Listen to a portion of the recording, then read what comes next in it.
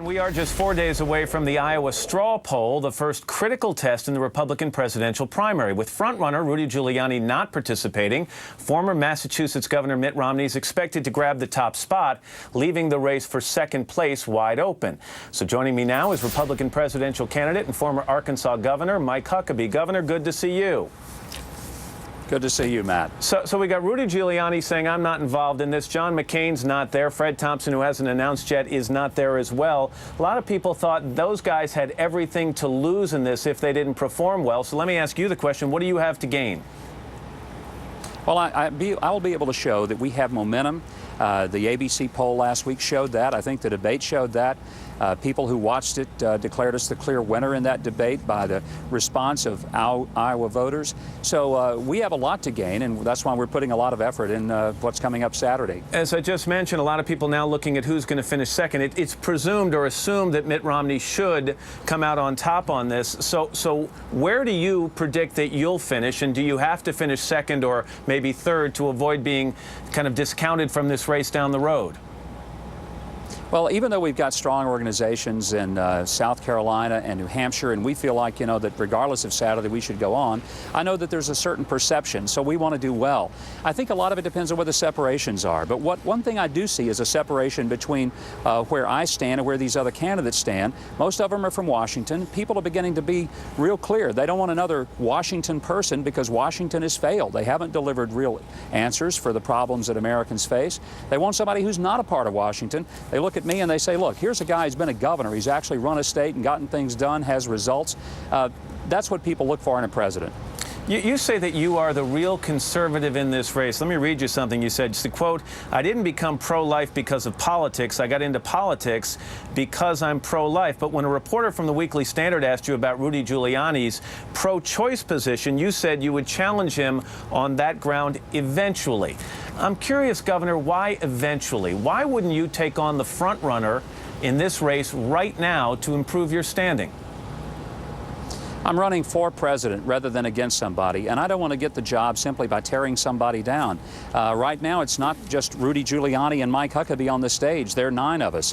What I need to do is to show that of all of those of us who have maybe been consistently pro-life, I'm still the most articulate and best prepared candidate to move to the top of the field. There's plenty of time for us to mix it up among ourselves, but I think we want to reserve really our true fight for the fight that we're going to have next November in 2008. Well, let's not drop that subject, because you have taken on somebody like a Sam Brownback, and he's a guy who doesn't have a chance to win this nomination by most accounts. And the cynic in me might say, Governor, that you're not taking on a Rudy Giuliani or a Mitt Romney because that someday you may anticipate a phone call coming from one of those two gentlemen offering you a vice presidential slot. No, it may be that I may have to make a phone call to one of them and ask them, would they like to be on my ticket? I've not taken on Sam Brownback. He's taken me on, but I've said, look, let's not fight each other. We're both Christian gentlemen. Let's act like it. I have not taken on Sam Brownback. I've not done robocalls. I've not put out stuff.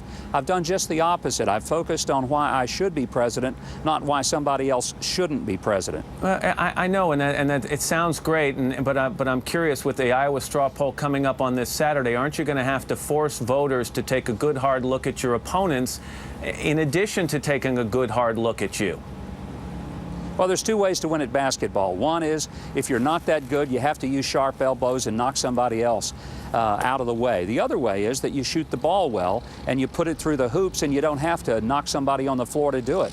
I'd like to believe that, that I could hit the shot from 3-point range and that I don't have to go and disable the other players in order to win the game. You mentioned before that you've got good organization coming up in other states down the road, and you understand clearly that a lot of people are going to look at the results of the Iowa straw poll to see who goes forward. That we're going to have the head of the Iowa Republican Party on in just a little while, who said that this is an opportunity to whittle down the field of Republican candidates. Where would you have to finish, and I'm talking about low end of the spectrum here, to think about being someone who's whittled down? Well, I don't think that's going to be an issue for us, Matt, and I'm not trying to be evasive, but we really feel we'll do well. We'll be in the top top slots. There are 9 candidates, and you know, where they separate out, and I think a lot of it is going to be perception. You know, Mitt Romney's already spiked the ball in the end zone and declared victory, so he's kind of put himself in a tough spot. I'm not going to announce that I'm going to, you know, land it up there in the left field deck just yet. But let's see how Saturday goes. We're working hard this week. People are resonating to the things that I'm talking about. We saw that in the debate Sunday. We're seeing it where we go, that people want to talk about a tax reform. They like the fair tax that I'm talking about. Nobody else is talking about that. Nobody else is talking about education, infrastructure, and health care. They really want a candidate to say, here's what I would do as president, not just here's what's wrong with those other guys. There are a couple of big names on the sidelines, Governor. Guys like Newt Gingrich who say, you know, that maybe he'll size up the field come October and decide whether to get in. Fred Thompson, who most people expected to announce in July, around July 4th, still has not jumped into this. You've got people like New York Mayor Michael Bloomberg, who may run as an independent. I'm sure you don't want the field to become more crowded. And I'm curious, do you think those people, Fred Thompson in particular, may have already missed his window of opportunity in this? Well, I mean, that's going to be for Fred to decide, but certainly the clock is running, and a lot of people are really now deciding on a candidate. And once they decide on one, most of them are going to stick with him. We're seeing people come our way, and frankly, I hope Fred holds off a few more months to decide. By then, hopefully the great activists are going to be with us, Governor, and already signed up. Any final prediction of how things turn out in the straw poll, where you finish? We're going to surprise people with a great showing Saturday. We're going to be there with Hope watermelons. If nothing else gets them, watermelons from my hometown, including a 150-pounder, Matt. That ought to bring them to our tent and pull them our way. All right, Governor. Thanks for talking to me this morning. Good luck on Saturday. Thank you. Coming up, affordable...